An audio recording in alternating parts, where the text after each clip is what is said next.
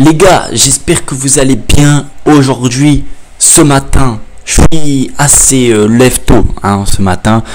On se retrouve pour une nouvelle vidéo car cette nuit, avant minuit, il y a eu l'officialisation des arrivées du FC Barcelone. On les attendait, Joao Cancelo et Joao Félix qui sont arrivés dans les alentours. Ça a été officialisé dans les alentours de 23h, 23h15, un petit peu plus tard pour Joao Cancelo. Mais Joao Félix, j'étais au courant hier soir. Il s'est passé beaucoup de choses pour moi hier soir. Avant de partir m'entraîner, donc vers 19h, il y avait déjà cette rumeur Joao Félix qui était arrivé à Barcelone, qui allait signer. C'était quasiment sûr. On le savait qu'il allait s'engager avec le FC Barcelone. Pour Joao Cancelo, c'était un petit peu moins sûr. Il y avait un petit peu moins de détails.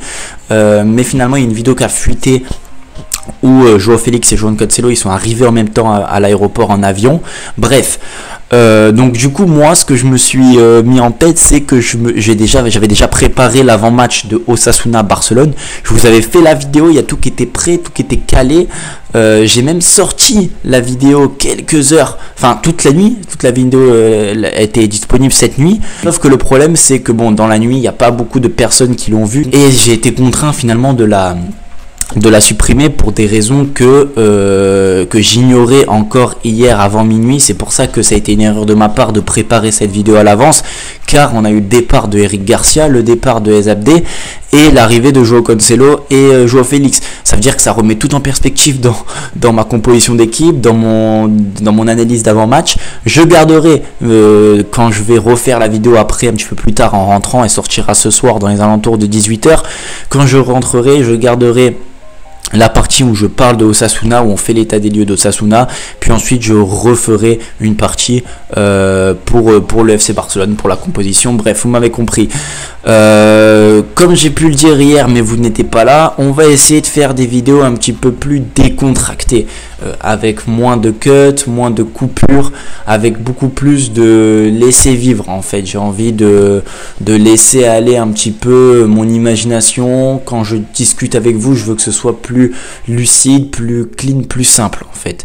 Donc du coup, on va se retrouver tranquillement en train de discuter de Joao Félix. J'ai sous les yeux, les gars, j'ai sous les yeux énormément de nouvelles. Donc oui, Joao Félix vient d'arriver au FC Barcelone. Là, si je fais une recherche à l'instant, il va m'exploser Internet. Le Barça recrute Joao Félix, Cancelo. Félix enfin au Barça. Ça a été une arrivée assez longue. Pourquoi ? Parce que Joao Félix, pour ceux qui le savaient, au début de l'été, il a commencé à discuter, à faire des polémiques, à dire dans les médias qu'il voulait rejoindre le FC Barcelone. Tout ça quand il était sous contrat à l'Atlético, qui revenait du prêt de Chelsea. Donc ça veut dire que dans son idée, c'était l'objectif de venir au FC Barcelone. Pour Joao Cancelo, ça a été un petit peu plus compliqué. Il n'a pas fait il n'a pas revendiqué, en tout cas publiquement, son envie de venir au Barça, mais il y avait quand même pas mal de rumeurs. Manchester City et Guardiola ne comptaient plus sur lui. Son prêt au Bayern, il s'est pas passé comme prévu.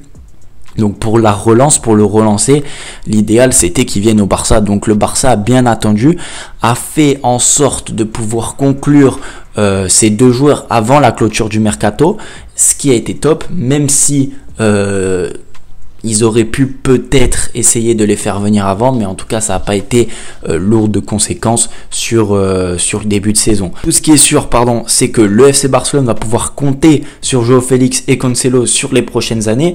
Ils ont signé un contrat assez quand même conséquent. Donc Joao Cancelo, lui, il a été également prêté par City au FC Barcelone. On ne sait pas si c'est un prêt avec option d'achat ou pas. En tout cas, pour le moment, j'ai pas les infos nécessaires. Et pour Joao Félix, oui, c'est un prêt cette fois-ci aussi de l'Atlético au FC Barcelone, sachant que oui, il a été justement prolongé avec les Colchoneros jusqu'en 2029.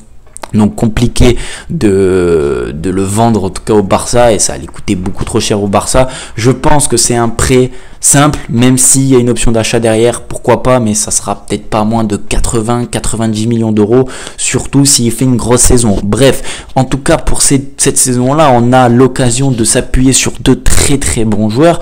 Joao Félix qui va compléter cette attaque, qui va suppléer Lewandowski. Il peut aussi jouer sur un côté et en faux numéro 9. Moi, je le préfère en poste de numéro 10 ou numéro 9. Donc, c'est une super pioche, une super recrue. pour Joao Cancelo, par contre, lui, c'est l'idéal. Voilà, franchement, on m'aurait dit, bon, signe que Joao Cancelo et pas Joao Félix, j'aurais dit oui direct, parce que Cancelo, défenseur droit, il va faire énormément de bien. On le sait, le Barça a énormément de problèmes défensifs sur ce côté-là.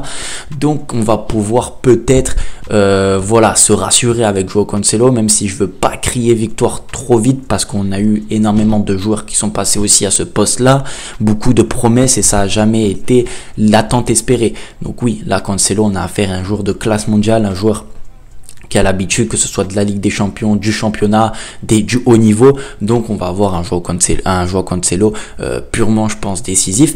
La petite nouvelle, c'est qu'apparemment Joao Cancelo serait disponible pour jouer dimanche face à Osasuna. C'est pour ça que ça remet en perspective la vidéo que j'ai pu faire hier.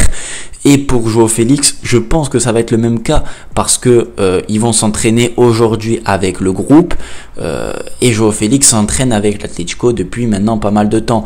Même s'il y a eu des écarts, il est parfois pas venu aux entraînements, il est peut-être pas à 100% au niveau de l'envie, mais il s'entraîne.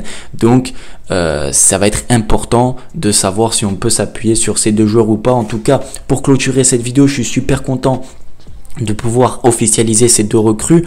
Eric Garcia, lui, est parti du côté de Gérone, voilà pour la petite nouvelle, et Zabdé, lui, est parti du côté du Betis pour un transfert pour le Real Betis et Zabdé.